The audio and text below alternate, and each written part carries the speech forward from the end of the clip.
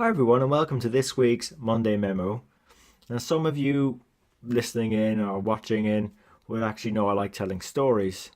And today I was just curious to know, have you ever heard or read the story of Rumpelstiltskin? You know, the one where a father makes a very bold claim to a king that his daughter could turn something as common as straw into something valuable like gold. And that woman, in her desperation, is forced to turn for help and give away her very few possessions. And I won't ruin the rest of the story for you that haven't heard of it. But in effect, the story in itself makes reference to something called alchemy, spinning that straw into gold. And then it got me wondering, like sometimes as finance professionals, we can create value. And the way we do that sometimes is actually turning fairly disparate bits of data into leading edge insights that can add value for our stakeholders. So I've actually touched on the idea of alchemy previously, and I was just wanting to perhaps go a bit more deeper into maybe what this perhaps looks like and also how we can make it happen. Because like alchemy is not really a new idea. It's been part myth and legend where practitioners of the art try actually to turn less desirable substances into more valuable ones, like turning lead into gold. And the reason why they did that is because alchemists believed that gold was a spiritually perfect metal, while lead was immature and flawed. I suppose similarly in finance, and if you think about it, we've access to so many different data sources, financial, non-financial. Various stages of completeness. Some are more accurate than others. Some are less consistent than others. And this can either be internally with our own business, but also externally as we go outwards in this age of big data.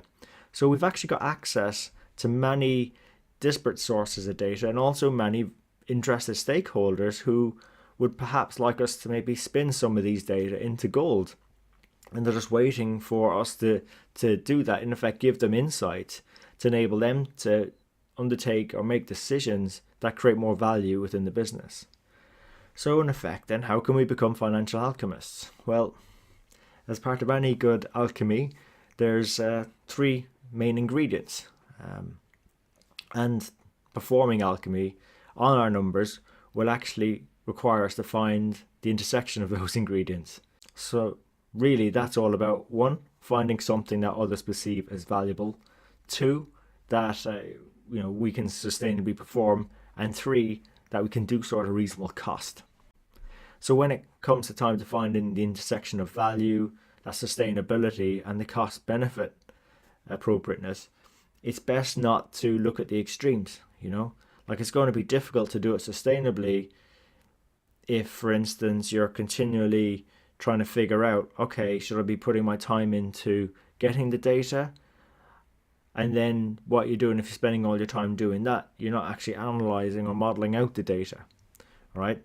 And similarly, whatever might be of most value to stakeholders and decision makers might actually not be very cost effective or sustainable to deliver, particularly if it's going to mean like trying to get your arms around an awful lot of data, particularly unstructured bits of data that are actually outside the firm, competitive analysis, what people are saying on videos perhaps or podcasts about your service or your business. So alchemy really then is an art. We have to blend these ingredients until we find where they can actually meet and intersect. So the first hurdle to overcome then is to find a problem or an unmet need or want that's not really being solved as well as it could be at the moment. I share how to do this using a stakeholder analysis template, which I'll put the link again in the show notes, but also on a practical video. But ultimately, you need to begin by coming out from behind your desk or get onto the phone to connect with your stakeholders and listen to their haves and wants if you want to find any unmet wants. And that could actually help reinforce to us some classic errors, because a lot of us just don't actually get out there. And so we maybe assume that just because we think something might be useful, maybe a particular way of looking at something or an insight, that a decision maker might also find it valuable.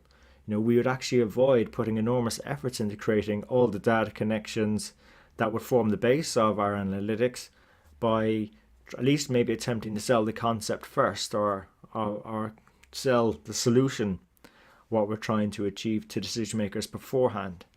Get their what they call buy-in. Even better, make sure that it's directed towards that's actually something that they want. That just improves your chances of success, and that all that effort won't be wasted. So if they're willing actually to support our initiative, whether it's that we provide whether it's that they're going to provide perhaps some assistance or resources such as staff or funding to deliver maybe better business support or improve controls or compliance, then we've probably hit on something of value to them, and therefore we can proceed to develop our solution a bit more confidently that ultimately closes those have-what gaps that you've discovered.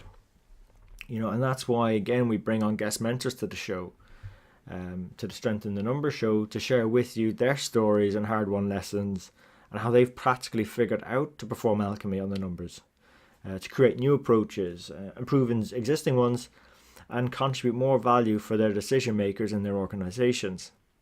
And by what they've done and how they break it down, they'll help you learn faster so you can leverage your strength in the numbers more effectively and go and have a more fun, rewarding and successful career in accounting and finance. Now, I hope you enjoyed the show. I'm always curious to understand if there's any other approaches to finance alchemy out there that you'd recommend, or how do we know that we're combining the right ingredients in the right way to create value? So look, I'd appreciate if you share your thoughts with me.